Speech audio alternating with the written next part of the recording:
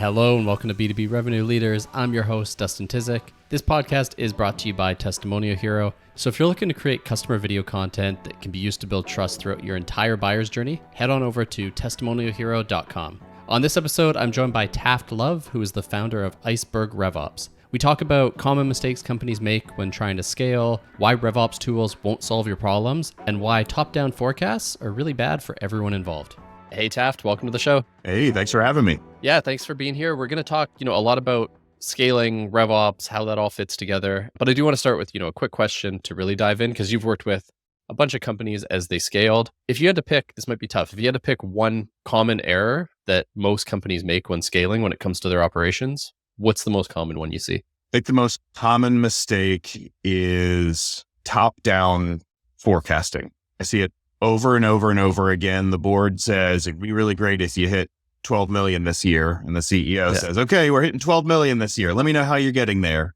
And then just a series of bullshit assumptions plugged into models to explain how we're getting to 12 million when everyone quietly knows there's no way it's happening. And then chaos ensues. That's the most common mistake I see.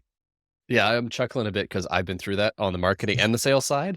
Yeah. Of, okay, this is our goal. And in my head, there's no way, like not a hope in hell, but I can make up some numbers that look like they fit and, build a model in Excel.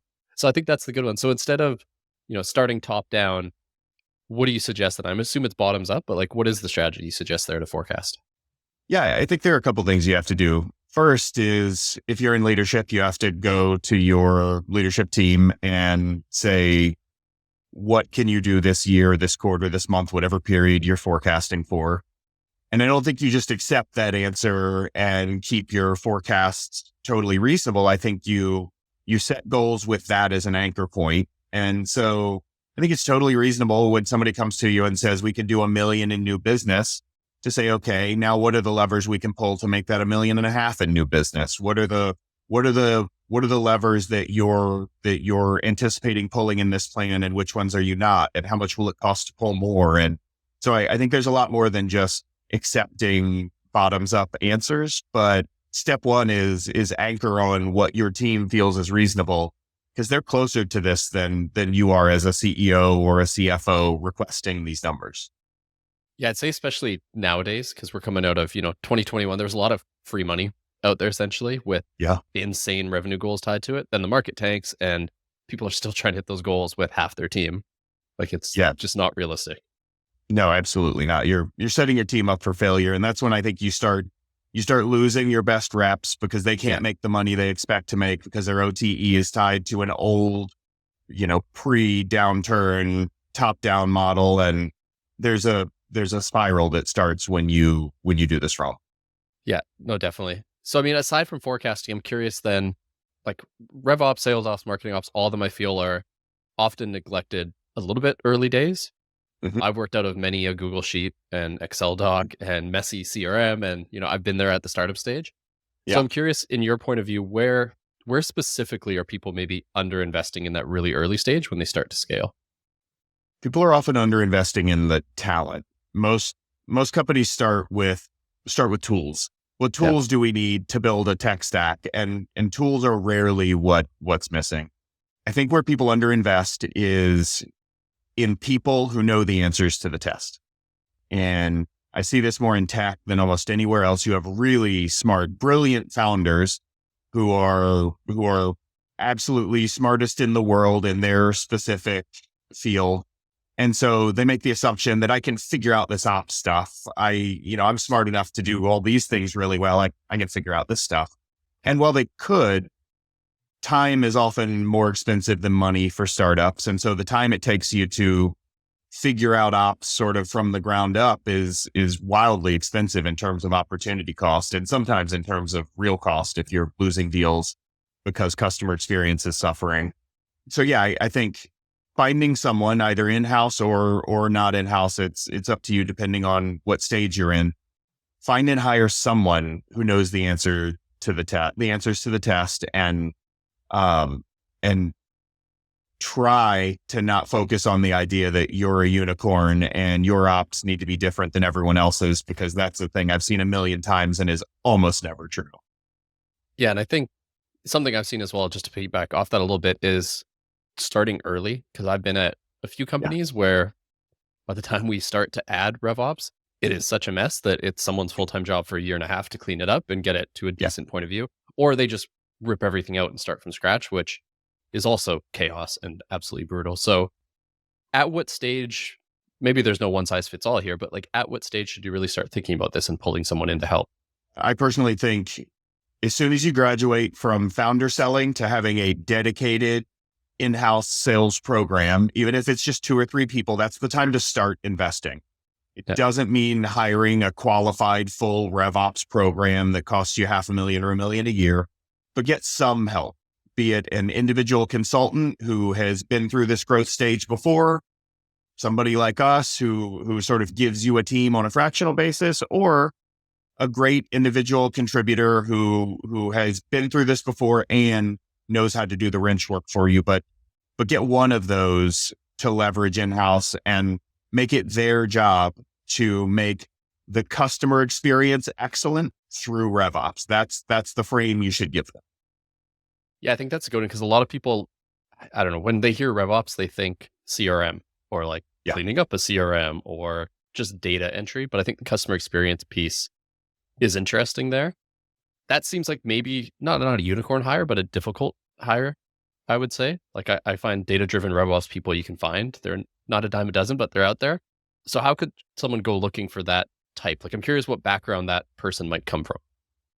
Yeah, I actually wrote an ebook on this last year. I'm happy to share it with you, and if it makes sense to Yeah. give it away as for people following up on the show. That person is really hard to find, and the truth is, somebody who has the strategic chops and the ability to do the wrench work is probably too expensive for your seed or Yeah. Series A startup that just graduated from founder selling. So this is where fractional is really valuable. If you want someone who has that skill set and you can afford, you're gonna have to buy some of their time. Every once in a while, you'll find somebody who is a Salesforce administrator who just naturally has strategic ops chops, but they're really rare, and you're probably going to make some bad hires on the way to the good one. And as we've already said, time is more expensive than money.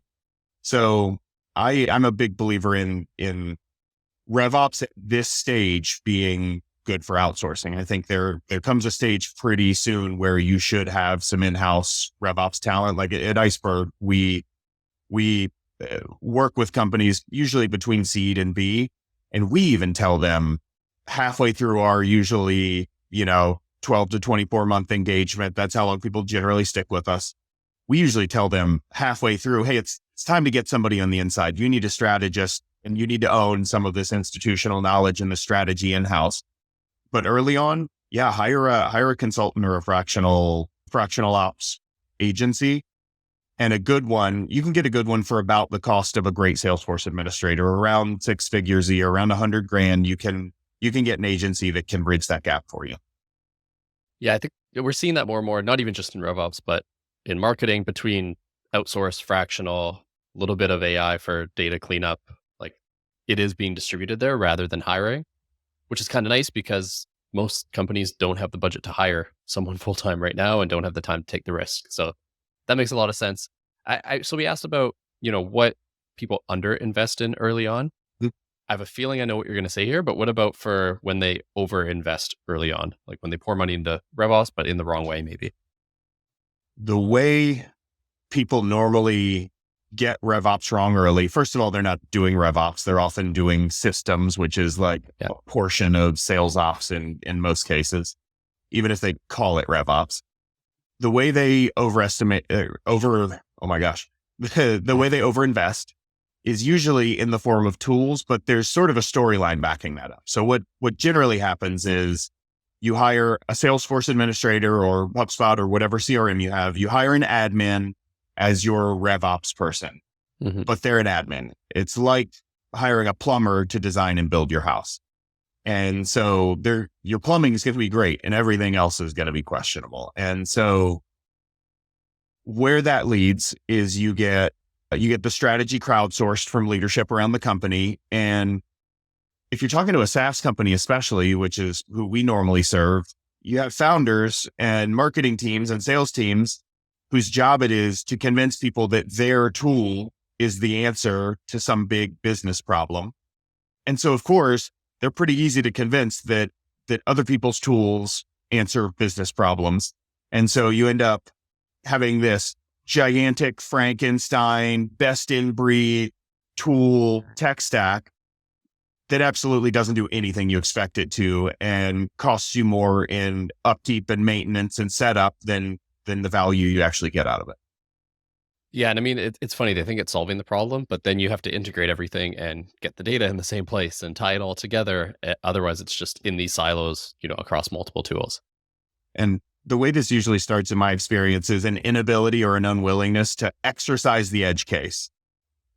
Find something that 70% fits the mission and make the most of it in one tool instead of 4 tools to cover 100% of the mission. And that's a place where I see people falling apart. Like you mentioned before, like I've spent a lot of time in Google Sheets. Yeah. Early stage startups, it's fine to use some Google Sheets. If Google Sheets, which everyone knows and understands, saves you buying 2 tools to plug into your CRM that you might use for the next 8 months, great. Like keep it simple. You probably don't need tools for things that Google Sheets can help bridge the gap for now. Yeah, I mean, I think that's one of the benefits from where I am now is we are not funded. Like we're profitable funding our own way. So we kind of can't afford all that tech. And, it's kind of a blessing in disguise because I've been on the other side where we have a fresh $10 million round. And the first thing that happens is there's a whole bunch of tech that gets added across marketing and sales. So I do want to dive into that. Like you mentioned the whole customer journey, RevOps kind of encompassing all of that. I still find a lot of companies are siloed between marketing, ops, RevOps. It's not connected. Mm-hmm. How would you, especially for early stage companies, how would you guide them on that to make sure that's all actually together? If you want it all to be together, give it one owner. You're never going to convince people who roll up into their client orgs to work together in a way that looks like when you have a single owner. And so that's the first step. And the next step is make that owner independent of his or her client orgs. If RevOps rolls into sales, first of all, it is sales ops. And second of all, marketing is never going to get the attention that it deserves as part of RevOps. And so you need it to have its own owner. Also, you need an owner who has some executive presence and ability to help you think through things. Having an admin who rolls into the CEO and serves sales and marketing is actually not gonna help things unless that admin is the 1 in 100 unicorn we talked about. So single owner with enough executive presence and experience to actually guide the team. That's how you break down the silos. Yeah, and you mentioned being not in marketing, not in sales. I think the often neglected kind of third child of revenue organizations is the success team as well. And you mentioned full funnel, full journey, so, retention, expansion, all of that ties in there. That seems like even more of a rare skill set, honestly, like being able to use the tools, the strategy on that side. So is that something you break out separately, or is that same thing, one owner across the whole journey for all 3 teams? One owner, the whole journey across all the teams. I don't think you can have an ops handoff to sort of the other side of the bow tie or the bottom of the funnel, depending on which visual you like. I mentally sort of bucket that in with sales, but even if that's a whole different division of your company and account management has its own VP, as was the case like at DocSend before we were acquired, that's fine, but they should still rely on the same ops org that sales and marketing do. Yeah, no, I think the interesting thing with that role, if you find the right person, is probably the one person who actually understands the whole client journey. Because I find, this is my first time in a marketing and sales role. I've done sales leadership, I've done marketing leadership. This is VP of revenue. So I feel like I almost have the full understanding. Mm-hmm. But if we were any bigger, there's no way. Like there's just no way I could keep all that together. I can only do it because we're 30 people. So I think the strategic side is super important there. Finding someone who can actually think through it and probably, it's not just cleanup, it's not just data, actually filter learnings and ideas and strategies into those other teams. Yeah, that's 100% right. It is much more than than admin or sales or marketing. Yeah, you genuinely have to find somebody who understands that the only successful framework here is thinking through the lens of the customer, and everything else falls into place when that's your North Star. Yeah, no, exactly. Cool. And then one question, I'm sure you've dealt with clients in this bucket, I guess, but there might be people listening who think, oh crap, I didn't invest early enough. It's chaos. Things are a mess. My CRM is blowing up. Where should they start on that cleanup, starting a new process? Is it rip off the Band-Aid and start from scratch? Are there quick wins they can do? What would you recommend there? Yeah. So most commonly people come to us talking about data. We can't get reporting because our data sucks. My reps don't know what to even talk to people about when they pick up the phone because our data sucks. And so Yeah. a couple thoughts here. First is, I actually love the idea of ripping and replacing CRM somewhere between seed and B. Companies change so much normally during that period. It's really rare that a Series B company is just a bigger version of what they were when they took their seed. Often they've pivoted, they have a totally different go-to-market strategy, they've switched to PLG. So many things have usually changed that it's sometimes a blessing to have to step up to Salesforce from some other CRM versus trying to make the Salesforce you bought 2 years ago fit your current paradigm. So where you should start, let's set aside the sort of reset thing on your CRM. There is a clear path to better data. And here's what it looks like. First, you have to define cleanliness. If you don't do that, you will just spin and spin and spin, as I've done personally. I mean, I learned this the hard way. You'll spin and spin and spin for months or years around data cleanliness. But if you never defined it, you're never going to get there. So I think of data cleanliness as a combination of completeness and accuracy. And you have to decide what is complete. It's probably not every single field in the record filled out. So what is it? Is it, basic contact information plus it's the person's associated with the company, or the company has an address, things like that. So completeness. And then accuracy has to be things that you can test in mass. So it has to be, a phone number that is actually a registered phone number, an email address that passes, a validation check, something like that. And set your definition. Next, you fence in what of your data must be clean. And once you've done those two things, and to click a little deeper into the fence in what must be clean, do you need a lead that came in 3 years ago and never responded to any outreach to be clean according to the definition we just set? Like, I don't, as a sales leader, I don't care that it is. So what is the box that the set of filters you can apply to your database to decide which portion of it needs to be clean according to your definition? Once you have those two things, you can literally build a cleanliness dashboard and start chipping away and start finding patterns around like what things keep popping up on the dashboard and where can we move upstream and make sure they stop. Hey, we keep getting bad email addresses. Oh, look, they're all coming from this form. Let's put validation in this form, things like that. And so that is where I like to start with companies, because they come to us and say, build us reporting. Oh yeah, our data sucks. Well, switch that. Let's figure out what's going on with the data and then build your reporting that's trustworthy. So anyway, that's where I like to start. Yeah, I like that call out for sure, especially on the older leads and having that cutoff for cleanliness. Because I've been at companies where the CRM, there's leads from 6-7 years ago. The statuses were different back then. There's weird fields that were in use that we don't need. And then you spend hours and hours figuring out, okay, how do we port that over? And, what is the equivalent of the new one? And maybe sometimes the answer is we don't care and let's archive that and get rid of that because that was 6 years ago and it was a different time. Yeah. Focus is choosing what not to focus on. And if you fail to focus here, you'll be doing the same exercise in 1, 2, 3 years down the road.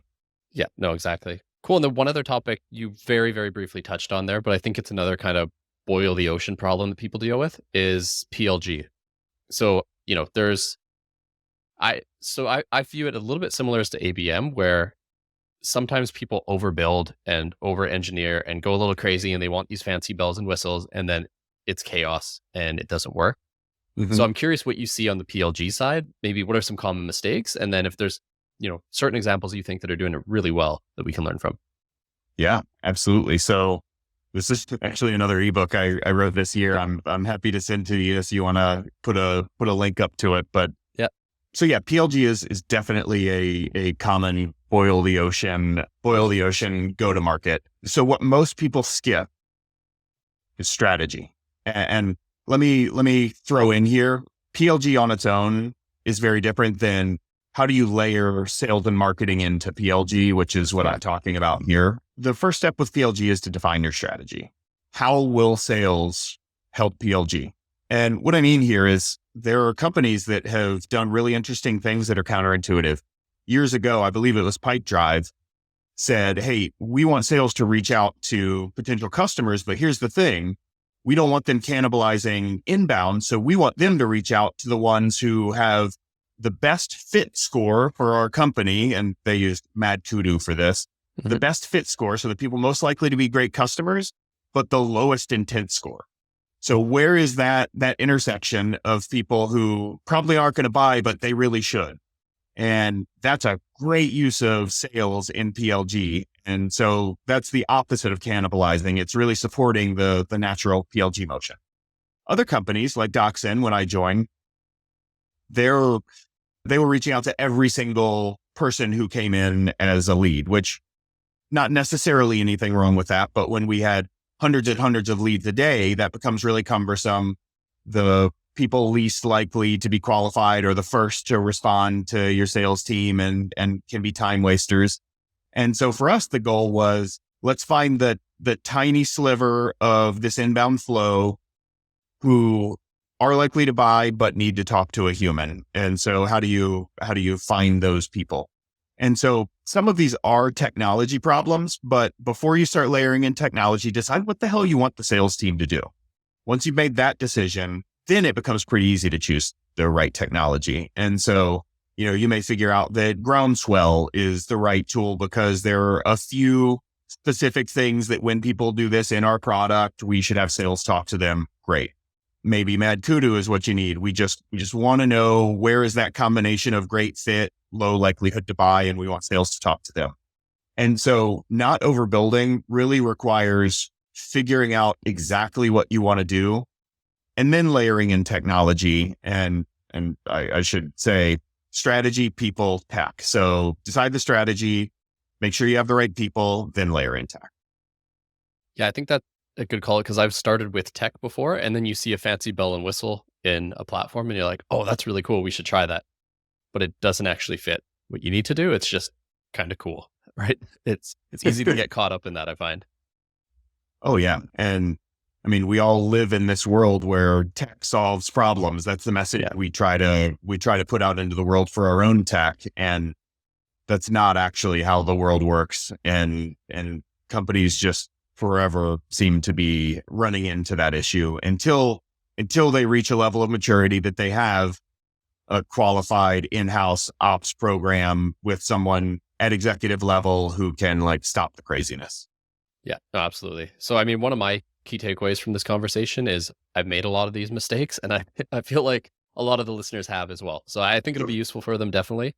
Taft, you mentioned a couple of ebooks, things you've written. If people do want to reach out, learn more, connect with you, where should they go for that? LinkedIn's the place to go. I am the only Taft Love you will ever see on LinkedIn. Really easy to find. And if you want to set up time with me, ops.com, there's actually a link to my calendar. So you can just set aside some time. If you're dealing with a problem, there's something you want to work through and you want somebody who probably knows the answers to the test, it's free. Obviously the goal is that you like us so much that you hire us, but it's free, no obligation. Awesome. So yeah, that's great. I'll include that in the show notes for our listeners. And Taft, thanks again for joining me. Yeah. Thank you so much for having me. Thanks for listening to this episode. My key takeaway is really the need to focus on RevOps early. It's an easy thing to push off and kind of hack together, and sometimes you have to do a little bit of that, but there's really nothing worse than a house of cards that you built, trying to tie together too many tools and processes and trying to do it in your spare time when it's not your full-time job. It just leads to cleanup being a nightmare. So I think the concept of at least thinking strategically about your operations early on is a bit neglected and super important. So if you enjoyed this episode, hit subscribe, head on over, drop us a review. It's always appreciated. And as always, I'll be back next Tuesday with a new episode.